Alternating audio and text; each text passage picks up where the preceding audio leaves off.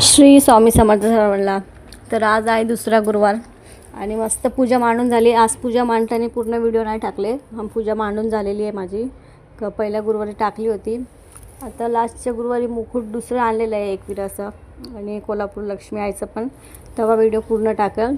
तर पूजा माझी पूर्ण मांडून झालेली आहे आणि आज गुरुवारच्या दिवशी माझ्या मुलाचा वाढदिवस आहे. तर खूप भारी वाटत होतं. ते इथे मी तयारी करून घेतली आहे. साधी साडीवाडी घालून घेतली, घरात पूजा करायची होती. पूजा करून पण दुसरीकडे जायचं होतं. आता पूजा करून घेते, जप करून घेते. जप केल्यानंतर जायचे बाहेर.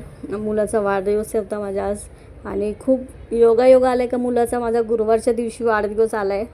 खूप स्वामींकडे आणि साईबाबाचं खूप हे करतो तो.